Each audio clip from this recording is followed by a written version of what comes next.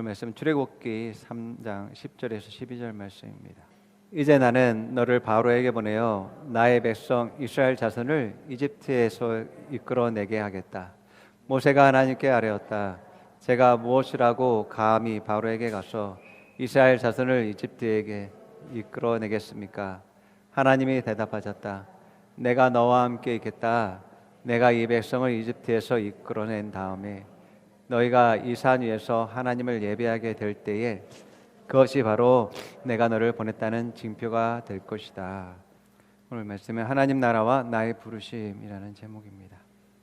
우리가 회사나 또 우리 어떤 사역이나 다른 많은 곳에서 그 일에 대한 그 사업에 대한 그 계획에 대한 결과를 극대화시키기 위해서 채용하는 분야마다 거기에 따른 전문 지식과 경험과 또 업적이 있는 사람을 요구하는 것을 보게 되어져요. 어떤 일을 이루고 또 결과를 만드는 데 있어서 사람들의 전문성, 경험, 또 그들의 업적들을 너무나 과대평가하고 있다라는 것들을 보게 됩니다.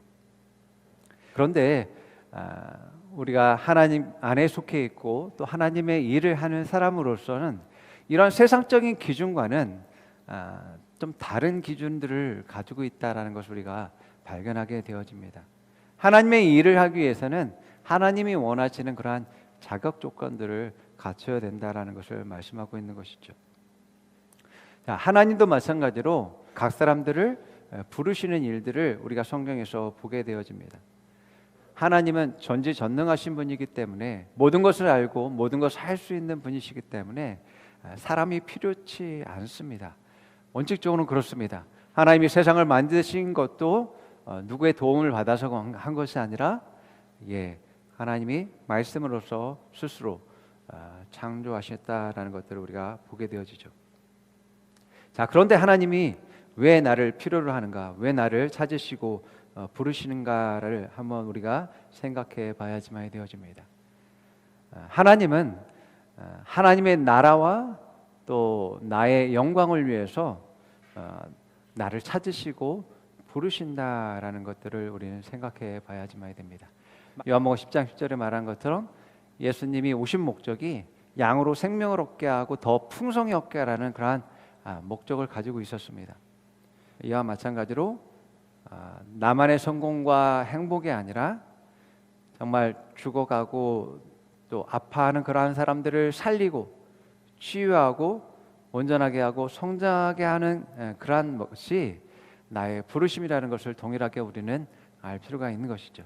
예수님의 부르심 역시 나와 마찬가지로 그러한 그 부르심에 대해서 동의하고 거기에 따라서 그 믿음으로 반응하는 그러한 자격 조건이 필요하다라는 것을 보게 되어집니다. 하나님이 부르시고 찾으시는 사람이 누구인가? 또 이 일들에 대해서, 이 하나님의 일에 대해서 하나님이 어떤 사람을 쓰시는가를 우리가 성경을 통해서 자세히 알 필요가 있는 것이죠. 나의 부르심, 내가 하나님의 일을 하겠다라고 결심했을 때에는 그 준비와 자세와 태도들을 가져야 될 필요가 있기 때문에 그렇습니다.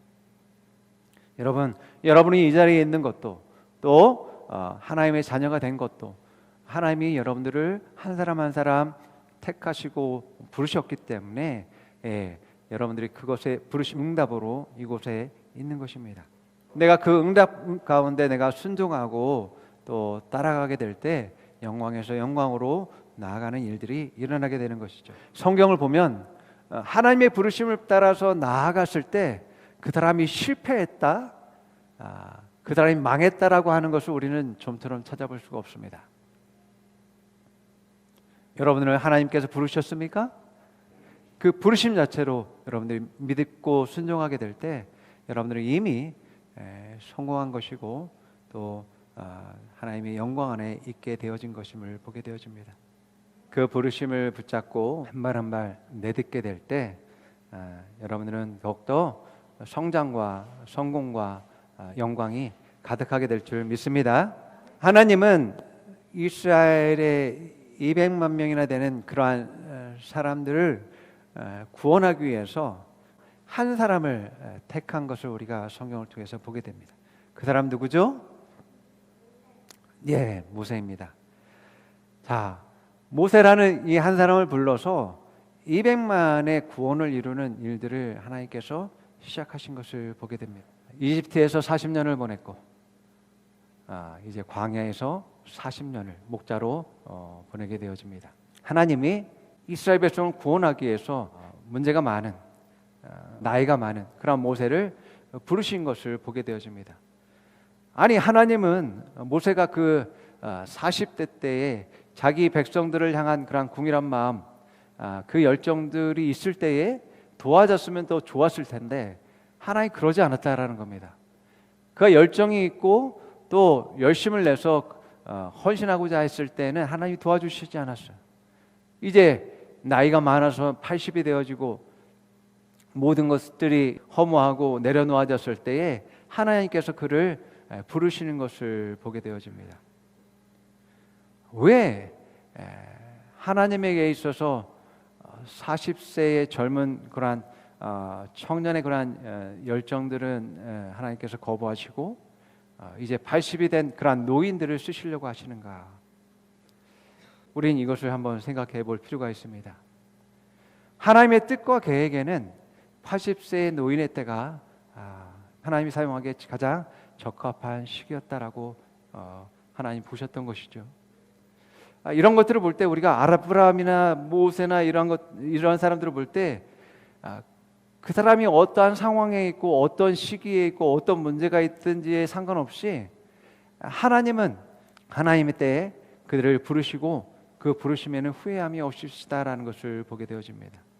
여러분, 하나님의 부름에는 늦었다라는 것이 없다라는 것을 믿으시기 바랍니다. 그 부르심은 너무나 정확합니다. 나는 인정하지 못한다 할지라도 하나님은 너무나 정확하신 분이십니다. 그래서 아브라함을 우리가 보는데 100세에도 아기를 낳는 것이 늦지 않은 것입니다. 100세에 이제 번성이 시작되어졌음을 보게 되어집니다.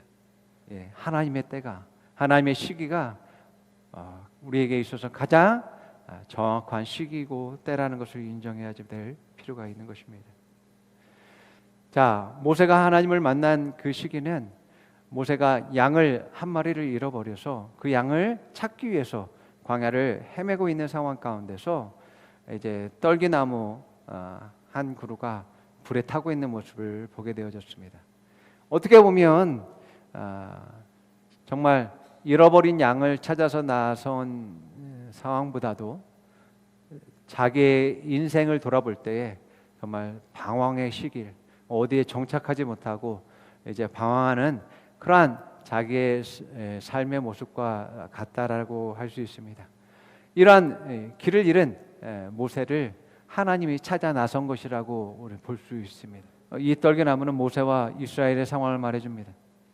세상 누구의 관심도 받지 못하고 필요 없다라고 생각하는, 보잘것없다라고 생각하는 그러한 존재들 안에 정말 신비롭고 아름답고 존귀한 것은 그 떨기나무 가운데 임재한 하나님의 영광이라는 것입니다. 여러분의 삶에서 정말 가치 있고 존귀하고 아름다운 그것은 바로 여러분 자신 자체가 아니라 예수 그리스도, 바로 성령님이라는 것을 여러분들 기억하시기 바랍니다. 우리의 찰나의 인생 속에서 정말 의미 있고 가치 있는 일은 하나님이 나와 함께 하신다, 하나님이 나에게 임재하신다라는 것입니다. 그리고 나를 통해서 하나님의 제목으로 삼으셔서 나를 통해서 빛을 밝힌다라는 것이 정말 아름답고 신비한 일인 것이죠. 여러분, 내 삶에 있어서 하나님이 함께하지 않는다라는 건 정말 나는 아무것도 아니라는 것을 의미합니다. 모세는 200만이나 되는 그러한 이스라엘 백성을 구원하는 데 있어서 가장 핵심이고 중요한 것은 바로 하나님이 함께 하신다라는 것이었음을 보게 되어집니다. 그런데 모세는 하나님과 함께하는 것과 하나님과 동행하는 것과 또 하나님이 붙드시는 것이 무엇인지 알지 못했습니다. 모세는 그 많은 백성을 구원하기 위해선 정말 지혜와 능력과 또 뛰어난 업적이 있어야 된다고 생각했습니다. 출애굽기 3장 11절에 그렇게 얘기하죠. 내가 누구라고 그 일을 합니까? 내가 무엇이라고 이스라엘의 지도자가 됩니까? 내가 무엇이라고 애굽 왕 바로 앞에 섭니까? 내가 무엇이라고 하나님의 종이 될 수 있습니까? 라고 반문하는 그러한 일들을 하게 되는 것들을 보게 됩니다. 하나님이 찾으셨다라는 건, 하나님 부르셨고 임재하신다라는 것은 우리가 이미 그러한 자격 요건을 갖췄다라는 것을 의미합니다. 인간적으로나 세상적으로나 무능력한 상황에서 하나님은 우리를 찾으시고 부르십니다. 왜냐하면 하나님에게 있어서 내 능력은 아무 쓸데가 없습니다. 나의 업적들과 나의 경험들이 쓸데가 없습니다. 하나님은 바로 이러한 단순한 그러한 믿음과 그러한 순종들을 요구하는 것들을 보게 되어집니다. 그런데 우리는 너무나 내 자신에 대해서 잘못 알고 있습니다. 또한 하나님에 대해서도 잘못 알고 있음을 보게 되어집니다. 나의 진짜 정체성은 뭐라고요? 영이라고요. 내가 하나님의 자녀인 것은 영적인 존재를 의미합니다.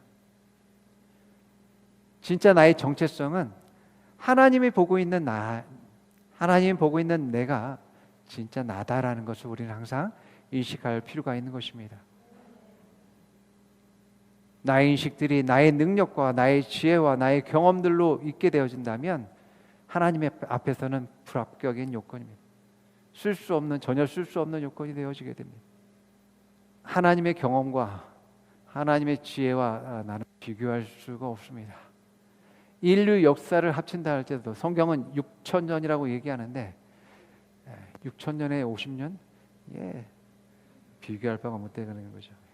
인류의 역사는 하나님의 역사 안에 들어가 있습니다. 하나님의 시간 안에 들어가 있는 것임을 보게 되어집니다. 그래서 히스토리라고 할 때 바로 하나님의 역사라고 이야기합니다.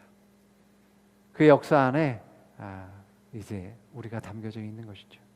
그렇기 때문에 내 지식과 내 경험, 내 소유바 되지 못한다라는 것입니다. 자, 모세는 이스라엘 백성에 대해서 하나님의 구원객에 대해서 믿지 못했습니다. 대제국을 상대하는데 군대 하나 없습니다. 뿐만 아니라 유대인의 대표로서 모세를 세운 것은 하나님의 큰 실수라고 생각했습니다. 모세는 자기 자신을 너무나 잘 안다라고 생각했습니다. 내가 하나님이 보는 시각으로 나를 보지 못하면 나에 대해서 알지 못하는 것이라고. 여러분을 하나님의 뜻과 계획 안에서 여러분 자신을 볼 수 있어야 됩니다. 하나님의 부르심 가운데 내 자신을 볼 수 있어야 됩니다. 그래야 나를 알고 있는 것입니다. 하나님과 함께하는 나, 하나님과 함께 동행하는 나, 하나님과 함께하는 나의 자녀들, 하나님과 함께하는 나의 아들, 하나님과 함께하는 나의 딸, 하나님과 함께하는 나의 동료들, 이런 것을 볼 수 있어야지만이 그 사람을 제대로 아는 것입니다. 여러분, 내가 하나님의 자녀인 것처럼 나의 온전한 존재는 영입니다. 하나님과 함께하는 내가 진짜 나의 정체성입니다. 하나님의 뜻과 계획 안에 있는 나, 하나님의 부르심 안에 있는 내가 진짜 나이다라는 것을 깨달아야지만 되죠. 여러분의 자녀를 볼 때도 마찬가지입니다. 지금 말썽 피고 또 제대로 온전히 살지 못하고 하는 모습들을 보지만 그게 진짜 그 아이의 모습이 아닙니다. 하나님 안에 붙들 때에, 하나님 함께할 때에, 하나님 임재하고 하나님 인도하심 따라 나아가게 될 때에, 하나님 부르심 가운데 있게 될 때에 진짜 그 아이의 모습을 보게 되는 것이죠. 여러분의 배우자를 어떻게 보십니까? 여러분의 남편과 아내를 어떻게 보십니까? 우리는 잘못 보고 있는 것입니다. 하나님의 눈으로 보아야지만이 진짜 제대로 모습을 볼 수 있는 것입니다. 하나님과 함께하는 사람은 여러분 모든 것이 가능하고 모든 것을 할 수 있으며 모든 것이 될 수 있습니다. 우리가 하나님의 일을 한다는 것은 하나님과 함께 동행하는 것이 전부입니다. 하나님이 우리의 전부인 것처럼 하나님과 함께 동행하는 삶이 전부입니다. 물론 그 안에 능력도 있어야 되고 은사도 있어야 되고 지혜도 있어야 되고 많은 필요들이 있겠지만 결국 그 모두는 하나님으로부터 나오는 것입니다. 여러분, 우리가 하나님 안에 있을 때 우리는 모든 것이 가능한 사람이 되어집니다. 왜냐하면 하나님은 절대 실수하거나 실패하지 않는 분이기 때문에 그렇습니다. 나를 향한 계획이 있어요. 나에 대한 부르심이 있어요. 그거 실패할까요? 절대 그럴 수가 없는 것입니다. 여러분들이 지금 힘들고 어렵다 할지라도 실망하지 마시기 바랍니다. 하나님은 모든 것이 가능합니다. 하나님과 동행하는 사람은 모든 것을 할 수 있는 자라는 것을 믿으시기 바랍니다. 로마서 4장 17절에 이렇게 말합니다. 이것은 성경에 기록된 대로 내가 너를 많은 민족의 조상으로 세웠다 함과 같습니다. 이 약속은 그가 믿는 하나님, 다시 말하면 죽은 사람들을 살리시며 없는 것을 불러내어 있는 것이 되게 하시는 하나님께서 보장하신 것입니다. 하나님은 없는 것을 있게 하시는 분입니다. 없는 것을 있는 것처럼 부르십니다. 할 수 없는 것을 가능한 것으로 말합니다. 안 되는 것을 이미 된 것으로 말합니다. 아브라함의 현실은 지금 100세가 됐는데 아내는 불인입니다. 아이를 낳지 못하는 상황 가운데 있습니다. 자녀가 한 명도 없는데 하나님은 민족을 이룰 것이고 너의 자녀들 가운데 왕들이 나오게 될 것이야. 또 그 민족이 여러 민족으로 또 나뉘게 될 것이다 라고 말합니다. 그리고 너의 자손이 이 땅을 차지하게 될 것이다 라고 말합니다. 자녀 한 명 없는데 하나님은 그러한 부르심과 뜻과 계획을 가지고 있었다는 것들을 보게 되어집니다. 하나님은 그 자녀들이 있는 것처럼 말씀하셨습니다. 존재하는 것처럼 말씀하십니다. 이미 된 것처럼 말씀하셨다라는 것들을 보게 되어집니다.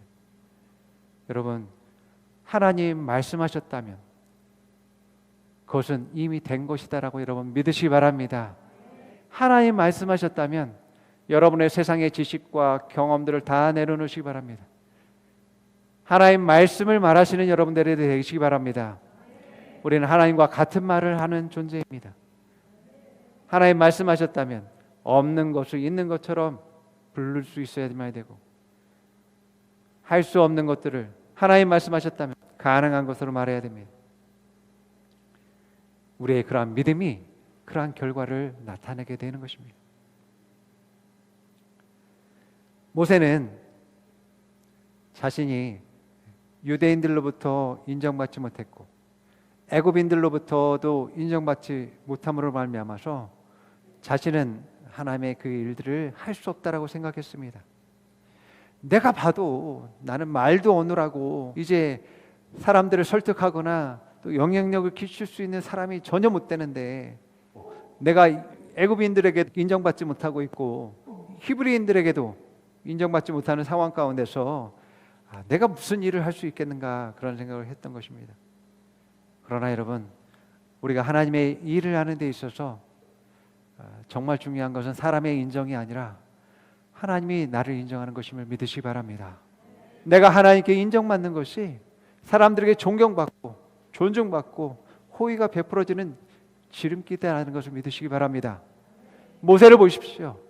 처음에는 사람들이 생각했다 할지라도 하나님이 함께 하시고 하나님의 능력이 그 모세를 통해서 나타나게 됨에 따라서 사람들이 마음이 열려질 뿐만 아니라 모세를 하나님처럼 여기게 되는 일들이 일어나게 된 것들을 보게 됩니다. 그러나 모세는 이것을 알지 못했습니다. 하나님의 구원 계획에서 자기는 해당 사항이 없다라고 생각하고 나는 너무나 부족하기 때문에 제발 좀 나를 좀 내버려 달라고, 나를 그 구원 계획에서 빼달라고 요구하는 그러한 일들을 하는 것을 보게 됩니다. 하나님, 제발 좀 다른 사람을 찾으세요. 나를 더 이상 부르지 마세요.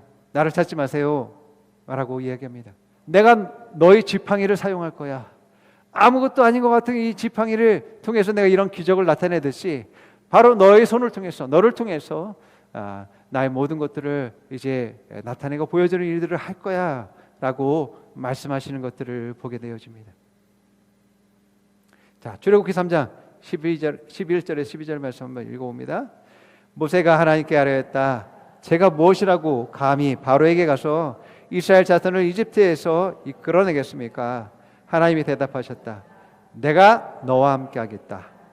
내가 이 백성을 이집트에서 이끌어낸 다음에 너희가 이 산 위에서 하나님을 예배하게 될 때 그것이 바로 내가 너를 보냈다는 징표가 될 것이다. 그러한 자신감 없고 이제 불안해하는 그런 모세에게 하나님이 그래 내가 이런저런 능력으로서 너와 함께 하겠다라고 하기보다도 하나님은 내가 너와 함께 할게.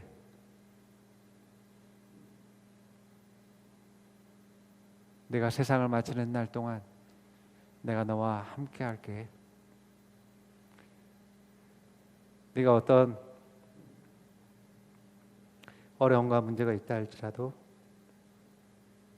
난 너를 떠나지 않으며 너와 함께 할게.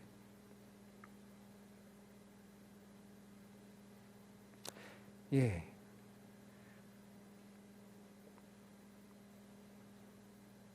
하나님과 함께하는 사람에겐 모든 문제 어려움이 해결되는 것은 시간 문제입니다. 안 되는 게 아니라 시간 문제입니다. 하나님의 부르심과 뜻 안에 그 성장과 발전과 축복들이 그냥 그 계획 안에 담겨져 있습니다. 내가 그 길을 선택하고 그 방향을 따라서 나아가기만 한다면 그 축복은 자연스럽게 단계별로 열리게 되어지고 부어지는 일들이 일어나게 되어지는 것이죠. 우리가 하나님과 함께 한다는 것은 나를 조종하는 일들이 일어나야지만 되어집니다. 두 사람이 길을 가는 데 있어서 같은 길을 가기 위해선 한 사람이 길을 포기해야지만 되죠. 그런데 우리는 가끔 하나님이 포기하십시오, 내 길에 합류하십시오라고 요구하는 일들을 많이 하는 것들을 보게 됩니다. 하나님이 진리 되시고 생명이 되시고 우리의 구원이 되시고 승리자가 되십니다. 내 지혜보다도 더 뛰어나신 분이십니다. 조정해야 될 사람은 바로 내가 되어지만이 됩니다. 하나님이 아니라 내가 조정해야지만이 되어지는 것이죠. 자, 우리가 하나님의 일을 하는 데 있어서 이런저런 자격 요건들을 우리가 생각합니다. 이런저런 것들을 가지고 있어야지만 생각합니다. 근데 그러한 것은 순전히 내 생각입니다. 누가 계획을 세웠습니까? 하나님이 세웠습니다. 누가 부르셨습니까? 하나님이십니다. 하나님의 계획하고 부르셨다라는 것은 이미 그것을 성취할 수 있는 모든 요건들을 가지고 계셨다라는 것을 의미합니다. 더 뭔가를 필요로 하는 것이 아니라는 것을 우리가 깨달아야지만 됩니다. 정말 하나님의 뜻과 계획을 이루고 성취하고 그 결과들을 내는 것은 뭐냐면 나의 믿음입니다. 하나님 말씀에 대한, 하나님의 부르심에 대한, 하나님의 뜻과 계획에 대한 나의 믿음이라는 것입니다. 그 믿음을 하나님과 함께 동행하는 삶에서 계속해서 잃지 말며 계속해서 유지해서 더욱더 믿음의 성장들을 이루어야지만이 되어진다는 것이죠. 예. 하나님과 함께하는 삶. 모세는 처음에 하나님의 부르심을 받았을 때 그것을 잘 알지 못했습니다. 그러나 계속 하나님과 동행하는 삶을 살게 될 때 그것을 깨닫게 되는 일들이 일어나게 되어지죠. 마찬가지로 우리에게 정말 필요한 것은 믿음으로 발걸음 내딛면서 계속해서 순종과 충성으로 나아가게 될 때 성장하게 된다는 것을 여러분들 믿으시 바랍니다.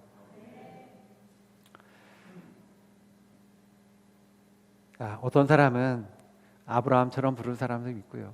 어떤 사람은 이삭과 같은 사람처럼 부른 사람이 있고, 어떤 사람은 야곱처럼 불렀고, 어떤 사람은 요셉처럼 불렀습니다. 그러나 이 모든 사람을 하나로 합치면 하나님 나라의 영광을 위해서 각 사람을 부르셨다라는 것들을 보게 됩니다. 하나님 나라의 영광. 여러분 역시도 하나님 나라의 영광을 위해서 부르셨습니다. 그 나라가 이제 땅을 차지하기 위해서, 약속의 땅을 차지하기 위해서 이제 한 사람이 모세를 부르시고 그를 세우시는 것들을 보게 됩니다. 그리고 여호수아를 또한 세우셔서 그 땅을 정복하게 하는 일들을 하게 하시죠.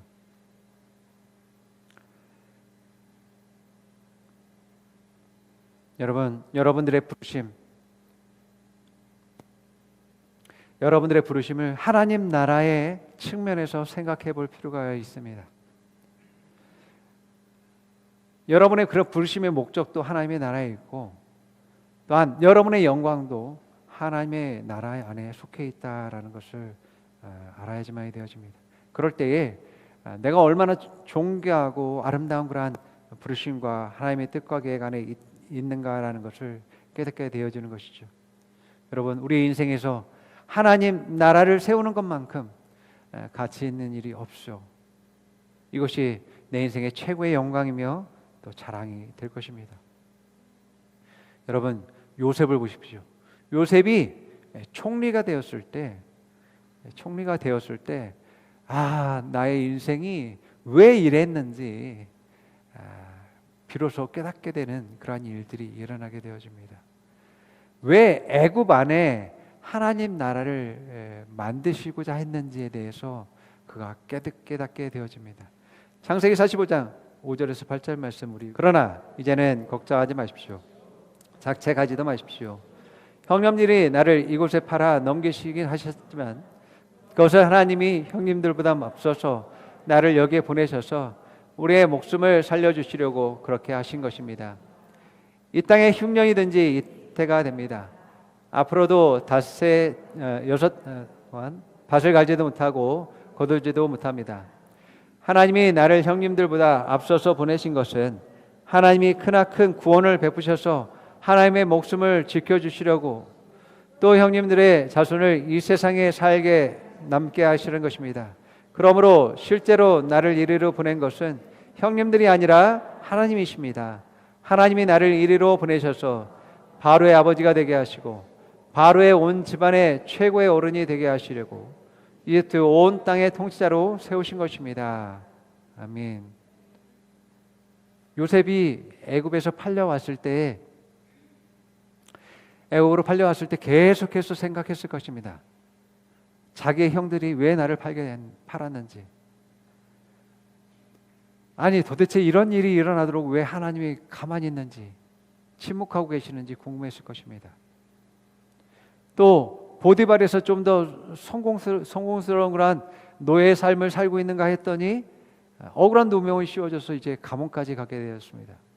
왜 나는 이렇게 안 좋고 불행한 일들만 일어나게 되는가? 그런데 이 모든 일들이 총리가 되어서 온 땅에 흉년이 들어게 되었을 때, 하나님이 계시하는 것을 통해서 하나님 나라를 이루기 위한 하나님의 뜻과 계획을 알게 되었을 때 자기의 삶이 왜 그랬는지 알게 되어졌다라는 것들을 보게 되어집니다. 이 모두가 하나님 나라를 세우기 위한 하나님의 뜻과 계획 안에 있었다라는 것을 그가 알게 되어진 것이죠. 내가 왜 그러한 대우를 받고 왜 그렇게 낮아지고 고통받아야 됐는지에 대해서 깨닫게 되어지고 이해가 되어졌다라는 것입니다. 여러분들이 하나님의 부름과 또 뜻과 계획 안에 있을 때 여러분들 어떤 어려움과 문제가 있습니까? 그 모든 것들도 역시 하나님 나라에 대한 하나님의 계획 안에 있다라는 것을 여러분들 보실 때, 그것을 알고 보게 될 때에 지금의 어려움과 문제들이 그렇게 힘들게만 보이지 않을 것입니다. 또한 여러분들이 그런 상황 가운데서 여러분들이 무엇을 선택하고 무엇을 해야 되는지에 대한 지혜가 여러분들에게 있게 될 것입니다. 하나님 나라를 보면 내 전체 삶이 보입니다. 내 위치가 보이고 내가 해야 될 일들이 보이게 되어집니다. 하나님 나라의 일은 영혼을 구원하는 것이고 생명을 살리고 그들을 성장시키고 온전케 하는 것입니다. 예수님이 하셨던 것처럼 생명을 얻게 하고 더 풍성히 얻게 하라는 것처럼 우리의 모든 사명과 부르심이 바로 거기에 있음을 보게 되어집니다. 여러분, 예수님이 이 땅에서 남기고 가신 것이 무엇인지 생각해 보십시오. 예수님이 이 땅에 남긴 것은 예수님을 따르는 제자밖에 없습니다. 예수님의 사람들, 예수님의 공동체밖에 없다라는 것을 우리는 기억해 봐야 됩니다. 그 교회가 하나님의 나라가 되었습니다. 내가 세상에 남기고 가야 될 게 무엇이 있겠습니까? 내가 이 땅 가운데 남기고 가야 될 것은 사업체도 아니고 건물도 아니고 위대한 세상의 업적도 아니라는 것을 우리는 기억해야 됩니다. 내가 해야 될 일과 남겨야 될 일들은 하나님의 나라이며 하나님의 공동체이고 교회라는 것을 우리는 깨달아야 됩니다. 이것이 나의 영광이 될 것이고 나의 기쁨이 될 것이고 내가 하나님 앞에서의 찬송받을 또 칭송받을 그러한 중요한 것이 될 것이다라는 것입니다. 어떠한 부르심보다도 하나님의 부르심이 내 인생에서 가장 가치 있고 존귀한 것임을 알기 때문에 제가 여기 있습니다라고 응답하며 믿음으로 나아갈 수 있는 여러분 되기를 축원합니다. 자, 우리 함께 고백해 봅니다. 하나님은 나를 필요로 하십니다. 하나님은 나를 부르십니다. 하나님의 부르심은 후회함이 없습니다. 하나님의 부르심은 늦지 않습니다. 하나님의 부르심은 정확합니다. 하나님은 실수하지 않으십니다. 하나님은 실패할 수 없습니다. 하나님의 부르심은 나의 성공입니다. 하나님의 부르심은 나의 영광입니다. 나는 하나님의 영광을 위해서 부르심을 받았습니다. 나는 하나님 나라를 위해서 부름을 받았습니다. 나는 교회를 위해서 부름을 받았습니다. 나는 나의 영광을 위해서 부름을 받았습니다. 나는 하나님과 같은 말을 합니다. 없는 것을 있는 것처럼 부릅니다. 할 수 없는 것을 가능한 것으로 말합니다. 안 되는 것을 된 것으로 선포합니다. 나는 말한 것의 결과를 봅니다. 자, 옆 사람에게 말해봅니다. 하나님은 당신의 영광을 위해서 부르십니다. 하나님의 부르심에 응답하세요. 하나님 나라와 의를 위해서 사세요. 하나님의 능력과 지혜를 믿으세요. 하나님은 불가능한 것이 없습니다. 모든 것을 할 수 있는 분입니다. 하나님 당신을 사랑하십니다. 하나님 당신을 축복하십니다. 나도 당신을 사랑합니다. 아멘. 기도하겠습니다.